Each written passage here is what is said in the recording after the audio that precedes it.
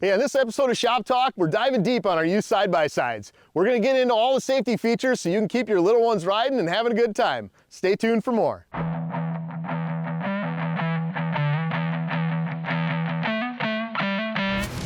All right, so the first thing we want to do is cover off on some of the top features on the Ranger 150 EFI.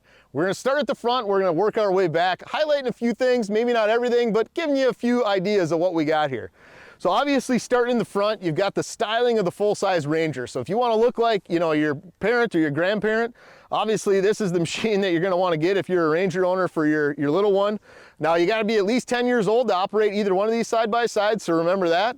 But overall in the front, great looking machine. We've got some LED lighting so you can see when that key is on, know your kid's moving around.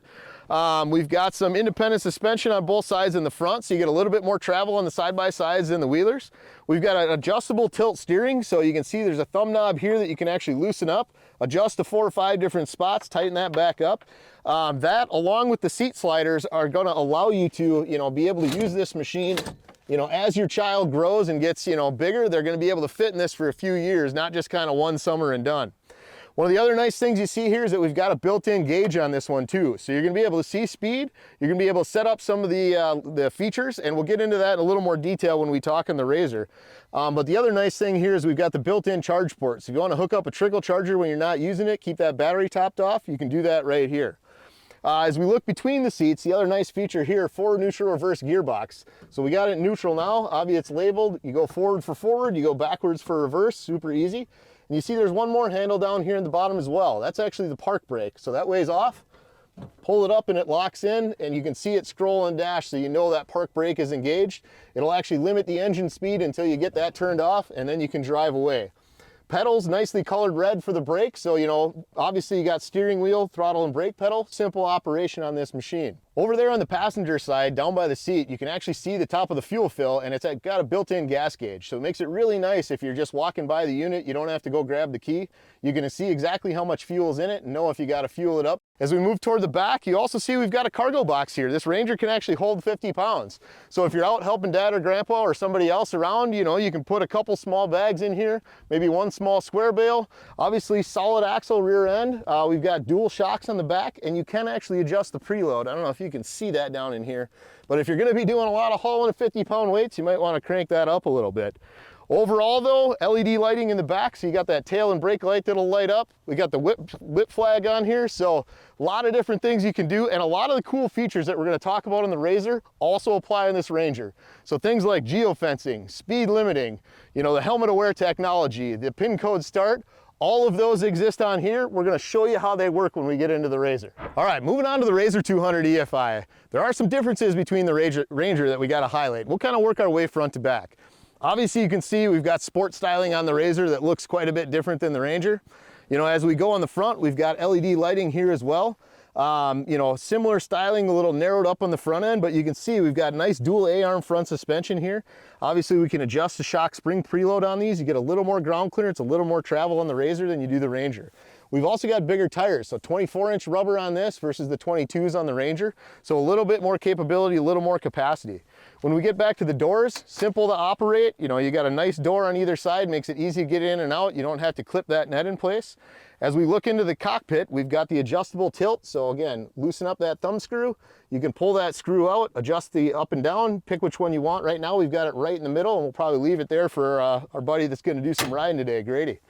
Now as we go, again, you've got the built-in speedometer, so we'll get into the details of that in just a minute. And we've got this nice charge port built right into the dash. So you can plug a trickle charger in to keep your battery charged up when you're not using the vehicle or you got it in off-season storage. So really nice feature right there. Obviously the pedals are also colored, so red is for brake. That's easy for kids to know and be aware of when they got to stop. Shift handle, we've got forward, neutral, reverse. So again, push forward for forward, neutral's in the middle, bring it back for reverse.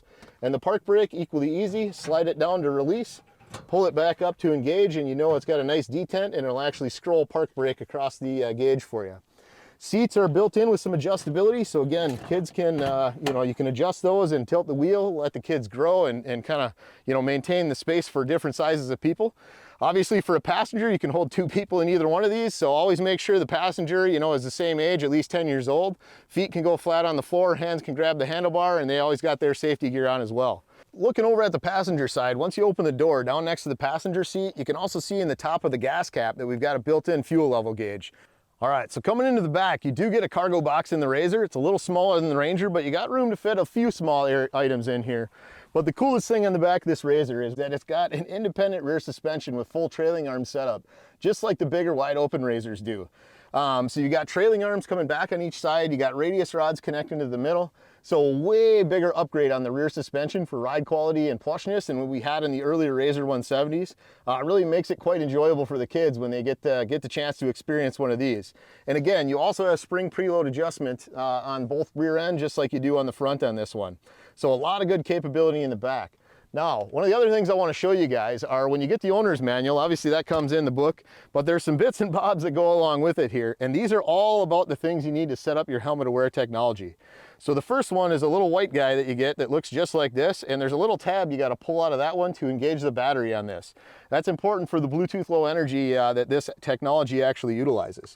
Now you got two black plastic pieces, one on each side. You've also got a gasket that goes between them. So you basically insert your gasket on one side, white part goes on the other, you sandwich those two things together, and then there's a set of tiny screws that almost look like they're for eyeglasses that go one on either side. Then you take a piece of your Velcro, attach that to the back, and when you're done with that, like movie magic, you'll get something that looks like this. So I got my phone out, I got the helmet aware beacon out, I got a helmet out. First thing we're gonna do is grab this other half of the Velcro. We're gonna look for a relatively flat spot on the helmet. I think down here by this climb symbol looks pretty good. We could probably go up here, but I wanna stay away from this goggle strap. So I think I'm gonna go right down in here. Peel that off, find my spot, and I'm gonna press that on. Make sure I get all four corners so it's good and flat. And then I can take my beacon and I can attach the Velcro right on the side. So that's pretty much done. I'm gonna get this helmet off to the side and we're gonna move on to the phone next. So at this point, I've got the Polaris app fired up. Hopefully you guys can see this, and I'm looking at the map right now. So the first thing I need to do, if I haven't set up a vehicle, I got the key turned on, and so the gauge is, communicating and available. I've got Bluetooth on my phone turned on. I'm gonna hit add a vehicle or connect a device, and you can see there's a couple different ways that I can do this. I'm gonna hit this add button at the top. You could also enter a VIN, and it's gonna search, and hopefully it should find our vehicle quite rapidly, and you can see it's done that for us. We're gonna tap on that to select it. I can give this a name. Maybe I'm gonna call it, the Grady, 200. But once we're done with that, we should be able to back up. All right, so I can see that I got Grady's rig right here. Now, if we go down and we hit this more button on the bottom right corner, you can actually see that we've got our garage. You tap on that and it's gonna give you a few more details on this vehicle here. The next thing we wanna get to is this one that says vehicle settings right at the top. And this is like a lot of the coolest technology we've got. So the first thing I'm gonna do is hit this helmet required button, and that's gonna help identify that device that I've got on the helmet inside the cockpit. And right now you can see without helmet, it says required to start engine. I've got a couple different options. I can limit it to 5 or I can put a warning on display. I wanna make it so this vehicle won't even start. It'll crank, it won't start if I've got it that way. The other one here that says passcode, I can actually require that to start the engine. And this restart lock delay, what that's basically gonna do is allow the kid to turn the unit off, do a little bit of whatever, and within that period of time, if they haven't restarted it, they wouldn't have to type the PIN code in again. And I probably got to actually set up a passcode at some point, but 5 minutes is a good amount to start with. The other thing we can do here is put a maximum speed. So I'm going to turn that on, and right now you can see it's at 5 miles an hour, and I can turn this all the way up to 29. I think starting out, we'll see how good our buddy is that's going to ride. We'll start it at 15. And then when you go way down at the bottom, you can see that it says add an area speed limit. And this is the cool feature about geofencing. So I'm going to do a new area. It's going to pop up and kind of tell me what I want here. I'm going to say that I'm going to add a new one. It's going to load up my map for me. So hopefully we'll get down to where we are here pretty quick. Maybe I got to zoom in a little bit near that arrow. Now we're into this map drawing view, and we're going to attempt to draw ourselves a rectangle that is about in the zone that we're in, and we can adjust that a little. But being that I can see this pavilion roof, I kind of want to get my zone to be about in line with that, about, out to a tree line. And clearly I got a couple dots I don't need, so I'm gonna, grab those and delete them out of there, but I got a nice little shape there. So now I'm gonna save that. It should load that up for me. You can see the vehicle. I can type an area name, and I'm just gonna call this one, Pavilion for now, so we can see what that looks like. I can set an inside speed limit, so in this case it defaults to 20, the outside is 10, and for now I think we'll leave it there. Now you see where it says area active. Until I tap that button, it won't actually do anything, so I want that turned on as well. Now I'm going to back out of this one. I'm going to back out. We got everything set the way we want, and now I got to reconnect myself to this vehicle, so make sure my key is turned on. All right, so as you got all this stuff set up, right, we've got PIN code required. We actually got to change that passcode. Usually when you get a brand new vehicle, they default to all zeros or maybe all ones. We're going to set this sucker to 1954, and we'll see if our buddy Grady's going to be able to remember that when he gets over here. But now that that's changed, you can see up at the top it says ready to push changes, and I'm going to hit that button and it's going to overwrite my vehicle settings. Now this is actually sending all the information from my phone right into the gauge on this RZR, but it'll say pushing, kind of give you the spinning weight dial. And you can see lash push just now, so I know that all of these features that I have turned on are set up now and ready to go in this display. So I think the next thing we want to do is wheel around into the gauge. I'll show you how a few of these things work. All right, so we've got this display powered up. Key is in the on position. Obviously the engine's not running yet. You can see that we've got a turtle illuminated here, and what that's telling us is that we have some kind of speed limiter enabled on this machine. Right now we're actually outside the geofence. So the satellites have been acquired. You can see there's some data here up in the top left corner that shows that. But I want to hold down this mode button when I got that odometer on and show you guys what this looks like. So you can see I got an options menu, and I'm going to scroll up to the one that says youth, hit the mode button, and now I got to enter the pin. So you guys remember, I set this just a minute ago on my phone to 1954. So it's important to remember that. But once you type that in, you can get in. So we've got the max speed set to 15 miles an hour. If you hold down the mode button, you can adjust that up or down with the arrows. We got the Geofence on, and it tells you the name set to Pavilion, so that's what we set it for in the app. As we move on, our inside speed is 20. Again, if you hold down the mode button, you can adjust that or do it through the phone. Outside of the fence is 10 miles an hour, same way.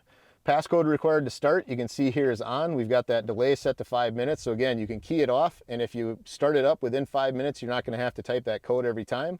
But if it goes more than 5 minutes, you'll have to type it in again. So a lot of times if you're a parent, you might type that in, and then you'll have the, your kid be able to drive it around. But if they walk away, they're not going to be able to get in and just start it back up again. So, all right. So when you see this icon flash in the top left, and it'll say maybe helmet no longer detected, generally you'll go to crank the engine, it'll spin the engine over, but it won't actually start in that condition when it can't detect the helmet and you've got that helmet aware feature turned on. So just be aware, the kid may be cranking. If the unit doesn't start, check that you've got that feature turned on and that helmet beacon is actually inside the vehicle on the helmet. All right, we went through and we got this whole thing set up with all these youth safety features. So now I actually need a kid to come in and join me. Grady, come on over here and bring your gear, man. Are you getting pretty excited to try out a RZR 200 today? Oh yeah. Oh yeah? Now have you had a chance to ride a youth side-by-side before? Yeah. Yeah, a little bit. So you kind of know what you're up to here, right? Mm-hmm. Now, run through the gear that you've got today and kind of tell me everything you got head to toe. Helmet, goggles, yep, long sleeve shirt, pants, over the ankle boots, and gloves. And gloves. You got those hiding in your pocket. All right, I like the way you operate. Now, for everybody on the camera, tell them how old you are. I'm 11 years old. 11 years old. So you're older than 10, so you're good to drive this thing as long as you fit and you're not too big, right? Yep. Yep, all right. Well, hey, are you ready to get your helmet on and try this out kind of at the slow limited speed we got it set up and see how you're doing? Yeah. All right, man, gear up. We'll get you going. All right, Grady, you got all your gear on, man. So next thing I want you to do is hop into this vehicle. And before you put your seatbelt on, I want you to reach toward the pedals and tell me if your feet can reach the brake, the big red one, and the gas pedal.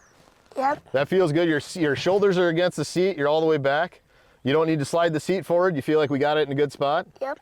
All right, how about the angle of the steering wheel? Do we need to tilt this down closer to your knees or push it up further away from you?